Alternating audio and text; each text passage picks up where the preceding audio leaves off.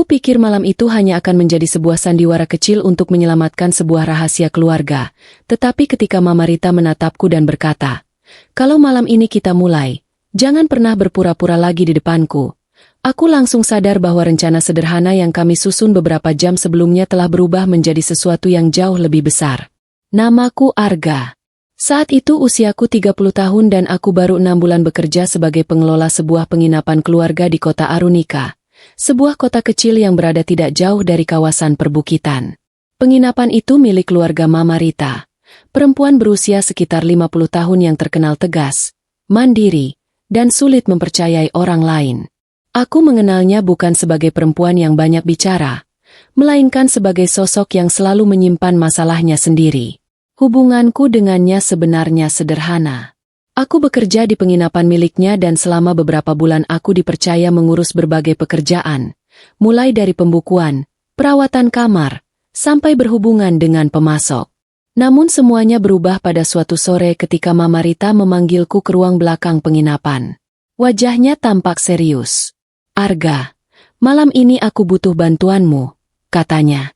Aku mengira ada masalah dengan tamu atau pegawai. Tetapi ternyata persoalannya jauh lebih rumit. Selama beberapa minggu, ada seseorang yang terus mengirimkan pesan kepada Mama Rita. Pesan-pesan itu berisi foto rumah, penginapan, bahkan aktivitas keluarga.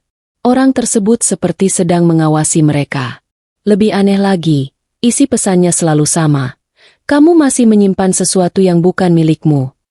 Mama Rita sudah mencoba mengabaikannya, tetapi beberapa hari sebelumnya sebuah amplop dikirim ke rumahnya. Di dalamnya terdapat fotokopi dokumen lama mengenai tanah tempat penginapan berdiri. Ada tanda tangan almarhum suaminya dan seorang pria bernama Bagas, mantan rekan bisnis keluarga. Mama Rita yakin Bagas sedang berusaha mengambil kembali tanah tersebut dengan cara menakut-nakutinya. Masalahnya, malam itu Bagas dikabarkan akan datang ke penginapan untuk bertemu dengan seseorang. Mama Rita tidak tahu siapa orang itu. Karena itulah dia meminta bantuanku. "Aku ingin kita membuat mereka berpikir bahwa aku sudah menyerahkan dokumen itu kepada orang lain," katanya.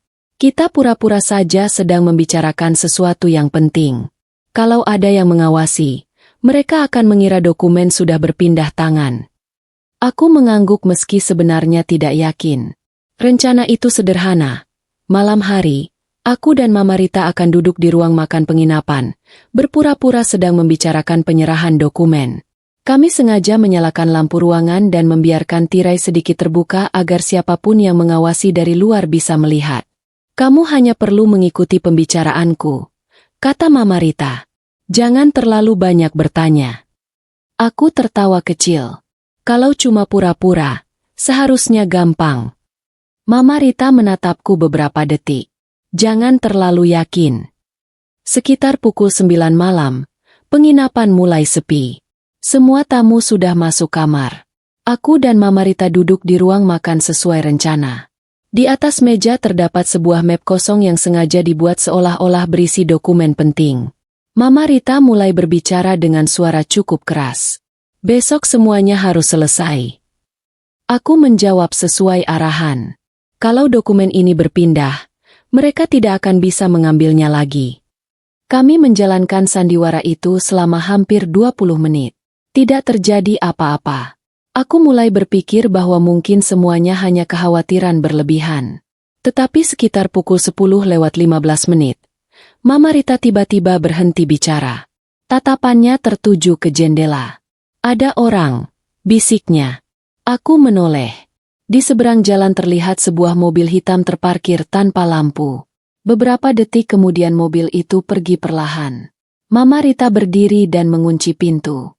"Kita berhasil," katanya. Namun ekspresinya tidak menunjukkan kemenangan. Justru terlihat semakin khawatir. "Kenapa?" tanyaku. Dia tidak menjawab. Dia hanya mengambil map kosong tadi dan membawanya ke ruang kerja. Aku mengikutinya. "Sekarang kita tunggu," katanya. "Tunggu apa?" "Orang yang sebenarnya." Aku semakin bingung.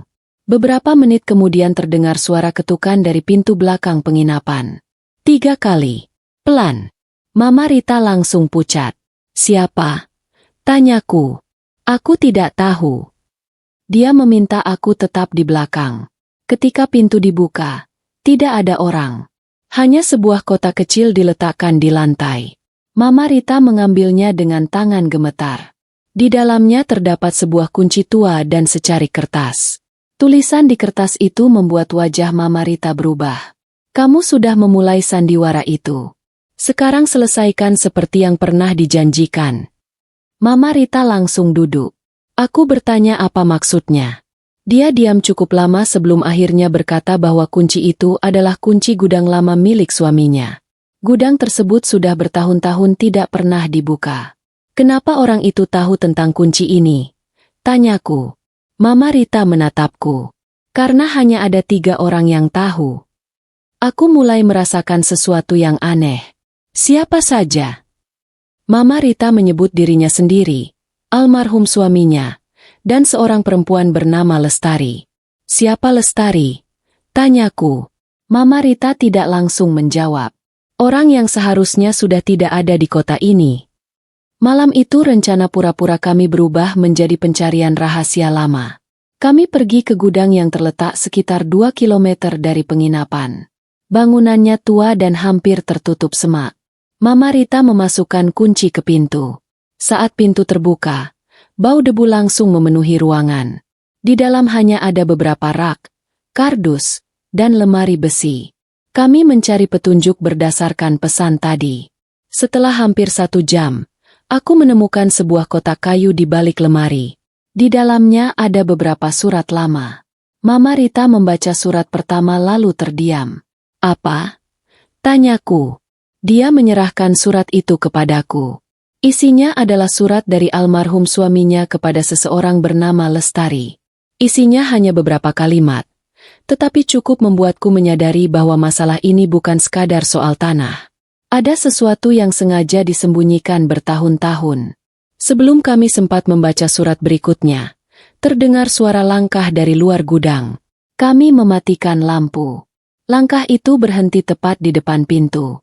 Lalu terdengar suara seseorang berkata, Rita, aku tahu kamu ada di dalam. Dan malam ini kamu harus memilih, menyerahkan dokumen itu, atau kehilangan semuanya. Mama Rita menggenggam lenganku. Saat itu aku tahu, sandiwara yang awalnya kami anggap sederhana baru saja membuka sebuah rahasia yang selama bertahun-tahun terkubur. Aku dan Mama Rita berdiri dalam gelap di dalam gudang tua itu. Suara dari luar terdengar semakin dekat, tetapi kemudian mendadak menghilang. Kami menunggu hampir 5 menit sebelum berani menyalakan lampu kembali. Mama Rita langsung memeriksa pintu.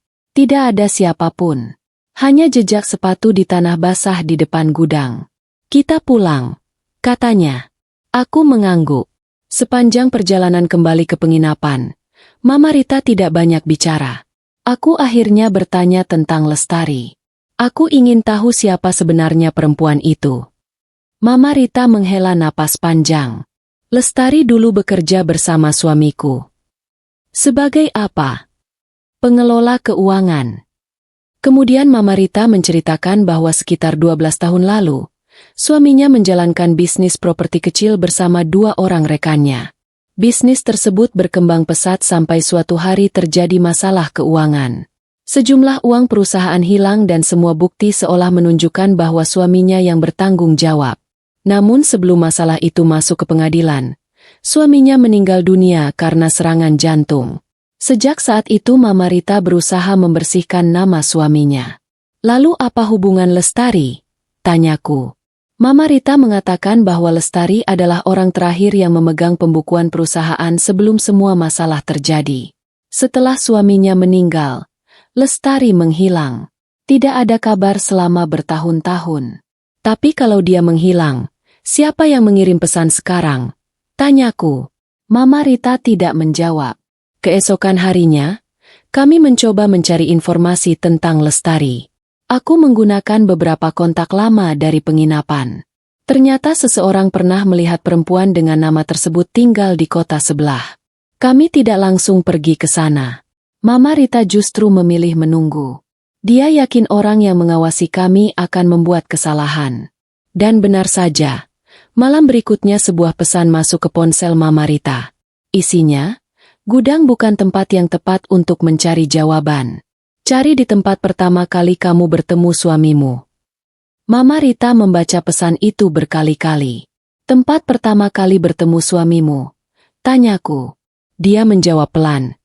Restoran Melati. Restoran tersebut sudah lama tutup dan bangunannya kini menjadi toko furnitur. Kami pergi ke sana siang hari. Mama Rita berdiri cukup lama di depan bangunan tersebut. Di sini aku pertama kali bertemu Bima, katanya, mengenang suaminya. Kami mencoba berbicara dengan pemilik toko. Ternyata ruang belakang bangunan masih memiliki beberapa lemari lama yang belum dibongkar. Salah satu lemari memiliki bagian bawah yang longgar. Setelah memeriksanya, aku menemukan sebuah amplop kecil. Isinya foto lama, kwitansi, dan satu kartu nama. Nama di kartu itu membuat Mama Rita terdiam. Lestari Wulandari. Di belakang kartu terdapat nomor telepon yang ternyata masih aktif. Mama Rita langsung menelepon. Tidak ada jawaban. Namun beberapa menit kemudian, nomor tersebut mengirim pesan. Aku tahu kalian sedang mencariku. Jangan percaya Bagas. Aku dan Mama Rita saling memandang. Bagas? Tanyaku. Dia rekan bisnis suamiku. Jawab Mama Rita. Tapi kenapa Lestari menyuruh kita tidak percaya kepadanya? Sebelum kami mendapatkan jawabannya, seorang pria datang ke toko. Dia mengaku sebagai orang yang disuruh mengambil beberapa barang lama. Namun ketika melihat Mama Rita, wajahnya berubah. Bu Rita, katanya. Mama Rita mengenalinya. Kamu siapa? Pria itu menjawab bahwa namanya Danu dan dulu bekerja sebagai sopir Bagas. Dia mengatakan sesuatu yang membuat kami terkejut. Pak Bagas memang mencari dokumen lama itu. Tapi bukan karena ingin mengambil tanah ibu. Lalu karena apa? Tanya Mama Rita. Danu menelan ludah. Karena dokumen itu bisa membuktikan bahwa bukan suami ibu yang mengambil uang perusahaan. Mama Rita langsung diam. Siapa yang mengambil? Danu tidak menjawab. Dia hanya mengatakan bahwa orang yang sebenarnya bertanggung jawab masih hidup dan sampai sekarang masih dekat dengan keluarga Mama Rita. Aku merasakan suasana berubah. Siapa? Tanyaku. Danu menatap kami sebelum berkata. Saya tidak bisa menyebutkan namanya di sini. Dia memberikan selembar kertas berisi alamat sebuah rumah tua. Cari Lestari di sana. Dia tahu semuanya. Setelah Danu pergi, Mama Rita terlihat sangat gelisah. Kami pergi ke alamat tersebut sore itu juga. Rumahnya kecil dan sederhana. Seorang perempuan tua membuka pintu. Wajahnya tampak lelah. Begitu melihat Mama Rita, dia langsung menangis. Akhirnya kamu datang juga. Mama Rita memeluknya. Aku menyadari bahwa perempuan itu adalah Lestari. Kami masuk dan duduk. Lestari kemudian mengungkapkan bahwa selama bertahun-tahun dia sengaja menghilang karena takut. Dia mengetahui bahwa uang perusahaan sebenarnya dialihkan oleh seseorang yang sangat dipercaya keluarga. Orang tersebut menggunakan dokumen palsu untuk membuat seolah-olah suami Mama Rita yang mengambil uang. Kenapa kamu diam selama ini? Tanya Mama Rita. Lestari menunduk. Karena aku diancam. Oleh siapa? Lestari menyebut satu nama. Aku dan Mama Rita langsung terdiam. Nama itu adalah seseorang yang selama ini sering membantu penginapan. Bahkan orang tersebut pernah beberapa kali memberikan nasihat kepada Mama Rita. Aku mulai memahami mengapa semua petunjuk terasa seperti lingkaran yang kembali ke orang yang sama. Tetapi Lestari masih menyimpan satu bukti terakhir. Dia mengatakan bahwa bukti itu disimpan di sebuah tempat yang hanya diketahui oleh suami Mama Rita sebelum meninggal. Kalau bukti itu ditemukan, kata Lestari, nama suamimu bisa dibersihkan. Mama Rita menggenggam tangannya. Di mana? Lestari menatapku. Bukan aku yang harus menjawabnya. Aku terkejut. Kenapa saya? Lestari berkata, karena sejak awal, orang yang mengirim pesan itu bukan sedang mempermainkan Mama Rita. Dia sedang mengarahkan kamu. Aku menatap Mama Rita. Untuk pertama kalinya aku merasa bahwa aku bukan sekadar orang yang membantu. Aku mungkin memang sengaja dipilih untuk menjadi bagian dari rencana tersebut. Dan malam itu, ketika kami kembali ke penginapan, sebuah pesan masuk ke ponselku untuk pertama kalinya. Isinya hanya satu kalimat. Sekarang kamu tahu terlalu banyak. Jangan percaya siapapun, bahkan Mama Rita.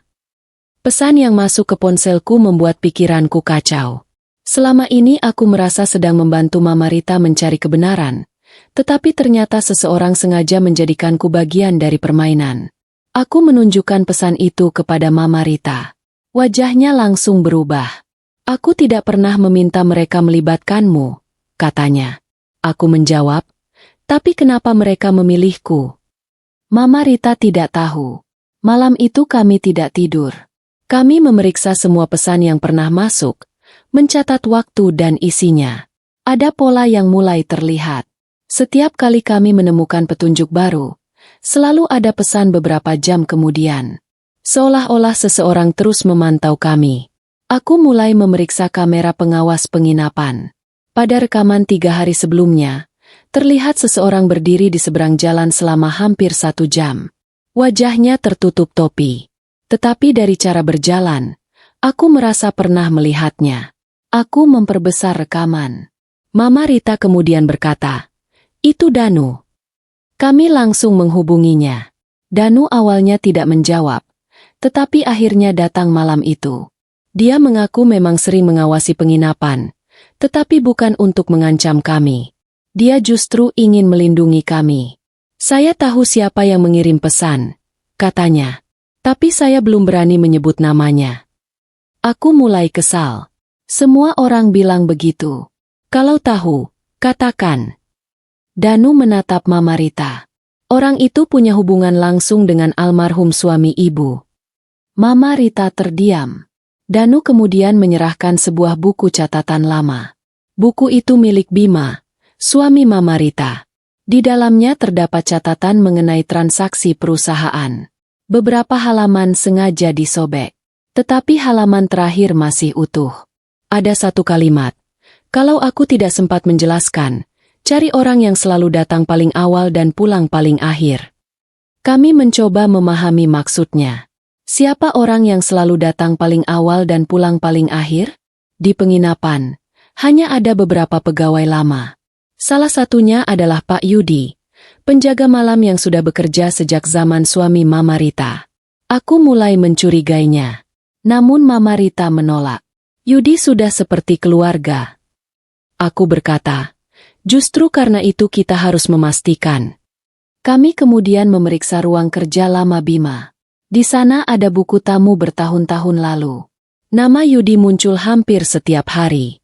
Namun tidak ada bukti bahwa dia terlibat. Malam itu, ketika semua orang tidur, aku mendengar suara pintu ruang kerja terbuka. Aku keluar dan melihat seseorang masuk ke ruangan tersebut. Aku mengikuti dari jauh. Orang itu ternyata Pak Yudi. Dia membuka laci, mengambil sebuah amplop, lalu pergi.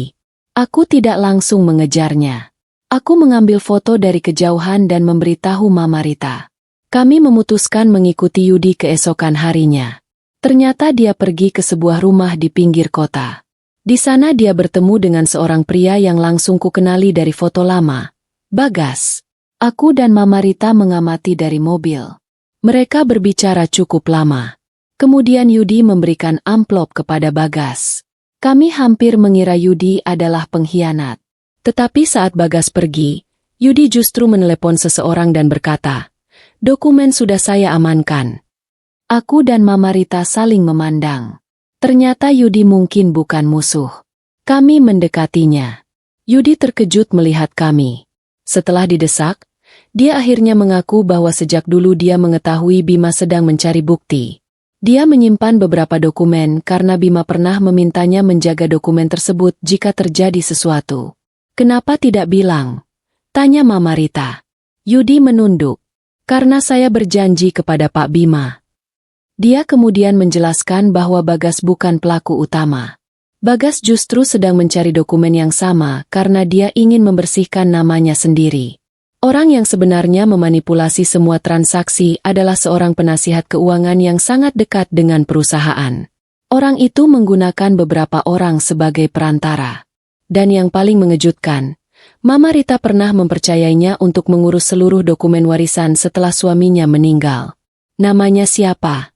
Tanya Mama Rita. Yudi menyebut nama itu. Aku melihat Mama Rita seperti kehilangan tenaga. Tidak mungkin, katanya. Dia yang selama ini membantuku. Yudi menjawab, justru itu yang membuatnya berhasil. Kami akhirnya mendapatkan dokumen yang selama ini dicari. Bukti tersebut menunjukkan bahwa beberapa transaksi dibuat setelah tanggal yang tercantum pada dokumen resmi. Artinya, ada pemalsuan. Namun sebelum kami menyerahkan bukti kepada pihak berwenang, orang tersebut datang ke penginapan. Dia berbicara sangat tenang. Rita, kita sudah lama saling kenal. Jangan hancurkan semuanya hanya karena masa lalu. Mama Rita berdiri di hadapannya. Kamu yang melakukan semua ini. Pria itu tidak menjawab. Dia hanya berkata, aku bisa membuat semua masalah selesai. Aku maju satu langkah. Dengan syarat apa? Dia menatapku. Kamu berhenti mencari. Aku tertawa pahit. Kalau kami menolak, wajahnya berubah. Maka kalian akan kehilangan penginapan ini. Mama Rita menjawab tegas. Lebih baik kehilangan bangunan daripada kehilangan harga diri. Pria itu pergi.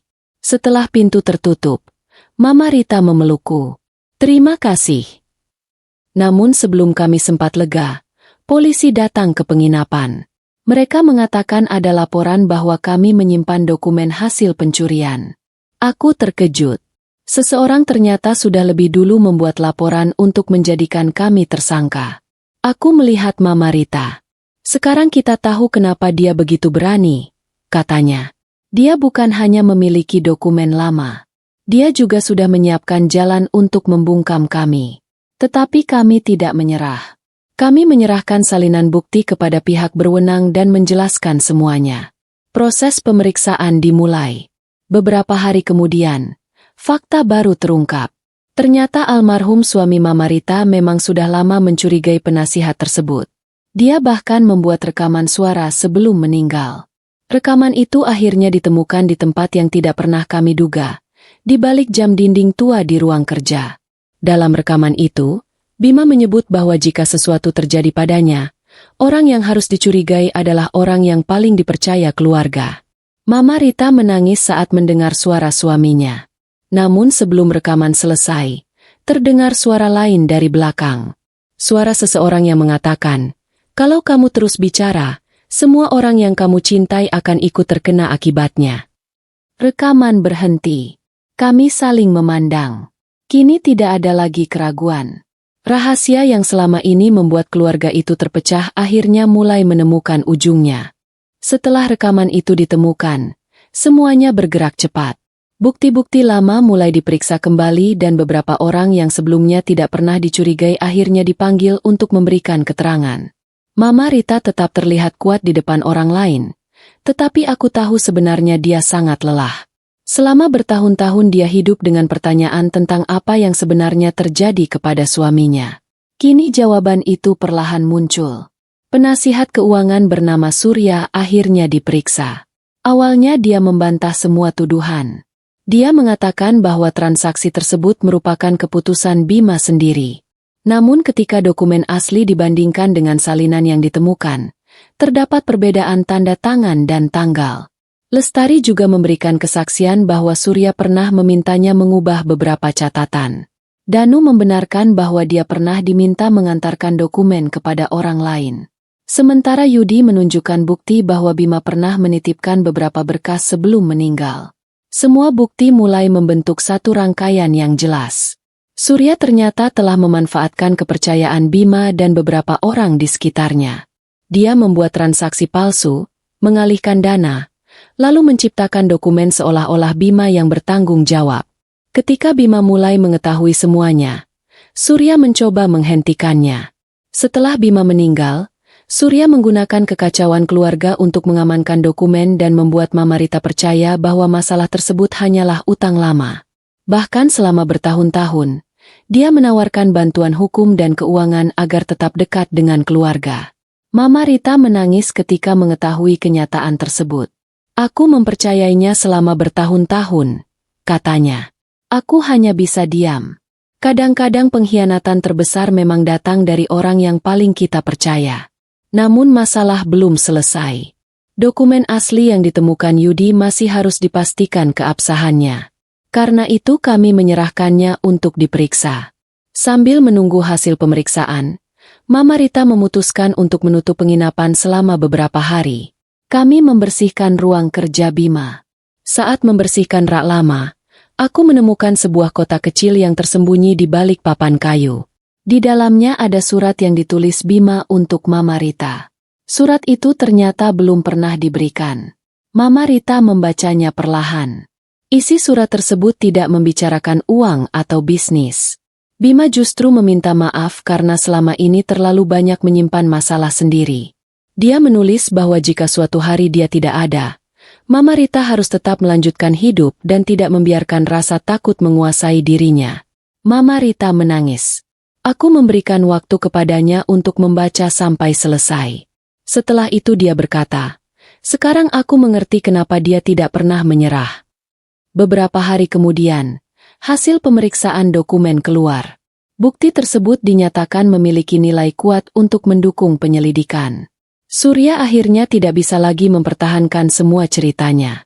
Beberapa transaksi yang selama ini dia klaim sebagai keputusan Bima ternyata dilakukan setelah dokumen yang bersangkutan dibuat. Proses hukum berjalan. Bagas juga memberikan kesaksian yang membersihkan namanya. Lestari akhirnya berani menceritakan seluruh kejadian yang selama ini dia simpan. Dengan begitu, nama Bima perlahan dibersihkan dari tuduhan. Namun ada satu hal yang belum selesai. Penginapan Mama Rita ternyata masih terancam karena sebagian dokumen kepemilikan pernah digunakan dalam transaksi lama. Kami harus memastikan status tanah tersebut. Prosesnya memakan waktu berbulan-bulan. Selama masa itu, Mama Rita hampir menyerah. Dia berkata bahwa mungkin lebih baik menjual semuanya dan memulai hidup baru. Aku mengingatkannya pada pesan suaminya. Kalau bapak masih ada, mungkin beliau ingin ibu mempertahankan apa yang dibangun bersama. Mama Rita tersenyum. Kamu sekarang malah seperti anakku. Aku tertawa. Saya cuma mengingatkan. Hubungan kami yang awalnya hanya antara pemilik penginapan dan pegawai berubah menjadi hubungan keluarga yang saling mendukung. Setelah hampir 1 tahun, keputusan akhir keluar. Hak atas tanah dinyatakan tetap berada pada keluarga Mama Rita setelah dokumen transaksi bermasalah dibatalkan. Surya harus mempertanggungjawabkan perbuatannya. Mama Rita akhirnya bisa bernapas lega. Pada malam pertama setelah semua selesai, kami duduk di teras penginapan. Lampu-lampu kecil menyala di sepanjang halaman. Mama Rita berkata, "Ingat malam pertama kita pura-pura itu?" Aku tertawa. Yang awalnya cuma sandiwara. Dia mengangguk. Aku pikir kita hanya sedang menjebak orang yang mengawasi kita. Aku menjawab, ternyata kita malah membuka rahasia bertahun-tahun. Mama Rita tersenyum. Dan kamu tetap bertahan. Aku mengangguk. Karena saya tahu ibu tidak sedang mencari masalah. Ibu sedang mencari kebenaran. Dia terdiam beberapa saat. Kemudian berkata, ada satu hal yang belum pernah kukatakan. Aku menatapnya. Apa? Mama Rita berkata bahwa malam pertama itu sebenarnya dia sudah mencurigai bahwa ada seseorang yang sengaja memilihku untuk terlibat. Aku takut kamu akan pergi setelah tahu semuanya. Aku menjawab bahwa aku memang sempat takut, tetapi bukan karena rahasia itu. Aku takut karena menyadari betapa mudahnya orang memanfaatkan kepercayaan. Mama Rita mengangguk. Itulah pelajaran terbesar dari semua ini. Namun tepat ketika suasana mulai tenang, ponsel Mama Rita berbunyi. Sebuah pesan masuk dari nomor tak dikenal. Kami membacanya bersama. Isinya, kebenaran memang sudah terbuka, tetapi masih ada satu nama yang belum kalian ketahui. Mama Rita menatapku. Aku merasakan bulu kuduku berdiri. Apa maksudnya? Tanyaku. Dia menggeleng. Beberapa detik kemudian pesan kedua masuk. Kali ini hanya sebuah foto lama. Foto tersebut memperlihatkan Bima bersama seseorang yang belum pernah kami lihat sebelumnya. Di belakang foto tertulis tanggal beberapa minggu sebelum Bima meninggal. Mama Rita memandang foto itu cukup lama. Lalu dia berkata pelan, "Orang ini seharusnya sudah meninggal." Aku menatapnya. "Kalau begitu, siapa yang mengirim foto ini?" Mama Rita tidak menjawab. Tetapi setelah semua yang kami alami, kami tahu satu hal. Terkadang satu rahasia yang terbuka justru membuka pintu menuju rahasia lain. Pesan terakhir itu membuat kami kembali terdiam. Setelah hampir 1 tahun berusaha mengungkap kebenaran, ternyata masih ada satu bagian yang belum kami pahami. Namun kali ini Mama Rita tidak lagi terlihat takut.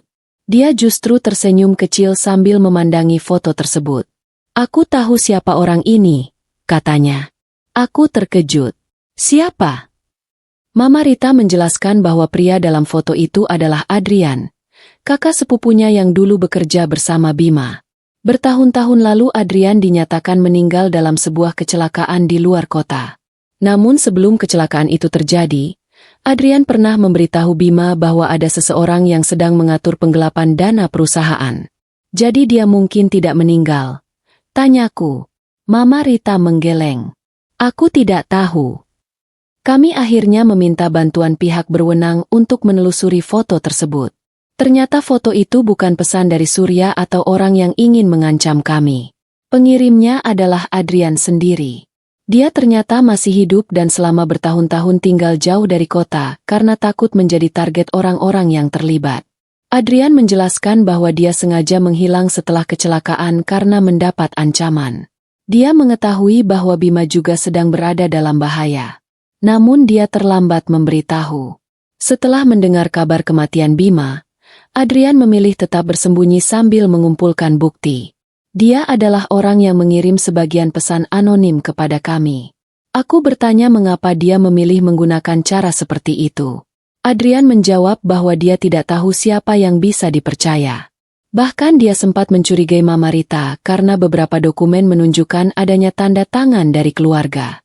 Tetapi setelah melihat keberanian kami mencari kebenaran, dia akhirnya yakin bahwa waktunya sudah tiba untuk muncul. Adrian membawa satu bukti terakhir, sebuah buku transaksi asli yang selama ini tidak pernah ditemukan. Buku tersebut memperlihatkan seluruh aliran uang perusahaan. Dari sana terlihat bahwa Surya memang menjadi orang yang mengatur penggelapan. Namun ada satu hal yang membuat Mama Rita menangis. Sebagian uang yang hilang ternyata tidak pernah digunakan untuk kepentingan pribadi. Bima diam-diam menggunakan sebagian uangnya untuk membantu beberapa pegawai yang kehilangan pekerjaan akibat kebangkrutan perusahaan. Dia takut keluarga dan pegawainya tidak bisa bertahan. Karena itulah catatan keuangannya menjadi rumit dan mudah dimanipulasi. Mama Rita akhirnya memahami mengapa suaminya memilih diam. Dia bukan orang sempurna. Dia memang melakukan kesalahan dalam pengelolaan bisnis, tetapi dia bukan pencuri seperti yang selama ini dituduhkan. Setelah semua bukti diserahkan, proses hukum akhirnya selesai. Nama Bima dibersihkan. Surya dihukum sesuai proses yang berlaku. Bagas dan Lestari juga terbebas dari tuduhan yang selama ini membebani mereka. Adrian kembali ke kehidupan keluarganya setelah bertahun-tahun menghilang. Sementara Mama Rita memutuskan tidak menjual penginapan. Dia mengubahnya menjadi tempat penginapan kecil yang juga menjadi ruang pelatihan bagi anak-anak muda di kota tersebut. "Aku ingin tempat ini punya kehidupan baru," katanya. "Aku tetap bekerja di sana dan membantu mengelolanya." Beberapa bulan kemudian, kami mengadakan acara kecil untuk mengenang Bima. Tidak ada kemewahan. Hanya keluarga, beberapa pegawai lama, dan orang-orang yang pernah menjadi bagian dari perjalanan hidupnya. Mama Rita berdiri di depan semua orang dan mengatakan bahwa selama bertahun-tahun dia mengira kehilangan suami adalah hal terburuk yang pernah terjadi dalam hidupnya. Tetapi kemudian dia sadar bahwa hidup memberinya kesempatan untuk mengetahui kebenaran. "Kebenaran memang kadang datang terlambat," katanya, "tetapi bukan berarti kebenaran tidak layak diperjuangkan." Aku berdiri di belakang dan mengingat kembali malam pertama ketika semuanya dimulai. Saat itu kami hanya ingin berpura-pura sedang menyerahkan dokumen agar orang yang mengawasi kami keluar dari persembunyiannya. Kami tidak pernah menyangka sandiwara kecil tersebut akan membuka rahasia bertahun-tahun. Bahkan aku tidak pernah menyangka bahwa malam itu akan mengubah cara pandangku terhadap kepercayaan. Aku belajar bahwa seseorang bisa terlihat baik tetapi menyimpan kepentingan sendiri. Aku juga belajar bahwa orang yang terlihat mencurigakan belum tentu bersalah. Nadira, Danu, Yudi, Lestari, Bagas, bahkan Adrian semuanya sempat menjadi bagian dari kecurigaan kami. Tetapi pada akhirnya, kebenaran tidak ditentukan oleh dugaan. Kebenaran harus dibuktikan. Hubunganku dengan Mama Rita juga berubah. Tidak pernah ada hal aneh seperti yang mungkin dibayangkan orang ketika mendengar judul cerita ini. Justru yang terjadi adalah sebuah hubungan yang awalnya hanya karena pekerjaan berubah menjadi hubungan saling menghormati seperti keluarga. Mama Rita pernah berkata kepadaku, "Malam itu kamu datang sebagai orang yang membantuku pura-pura. Tapi akhirnya kamu menjadi orang yang membantuku menemukan kenyataan." Aku hanya tertawa dan menjawab, "Kalau tahu akhirnya sepanjang ini, mungkin malam itu saya pura-pura sakit saja." Kami tertawa bersama. Namun ada satu pelajaran yang tidak pernah kulupakan. Sebuah sandiwara mungkin bisa digunakan untuk mengungkap kebohongan, tetapi kebenaran tidak boleh selamanya hidup dalam kepura-puraan. Apa yang kami alami mengajarkan bahwa kepercayaan harus diberikan dengan bijaksana, tetapi juga tidak boleh membuat kita menutup mata terhadap tanda-tanda yang mencurigakan. Dan yang paling penting, jangan pernah menilai seseorang hanya dari satu potongan cerita. Karena bisa jadi orang yang kita kira sebagai musuh ternyata sedang berusaha melindungi kita, sementara orang yang kita percaya justru menyimpan rahasia paling besar. Kini penginapan itu sudah berubah. Halaman yang dulu gelap kini dipenuhi lampu. Ruang kerja lama Bima dijadikan ruang arsip dan perpustakaan kecil. Di salah satu dinding, Mama Rita memasang sebuah foto lama suaminya bersama para pegawai. Tidak ada tulisan besar. Hanya satu kalimat sederhana di bawah foto itu. Kebenaran mungkin membutuhkan waktu, tetapi jangan pernah berhenti mencarinya. Setiap kali melihat tulisan itu, aku selalu teringat malam pertama kami melakukan sandiwara. Malam ketika kami mengira hanya akan berpura-pura selama beberapa jam. Ternyata malam itu menjadi awal perjalanan panjang untuk menemukan sebuah kebenaran yang selama bertahun-tahun disembunyikan. Dan sekarang, ketika seseorang bertanya kepadaku apa pelajaran terbesar dari semua kejadian tersebut, jawabanku sederhana, jangan takut menghadapi kebenaran.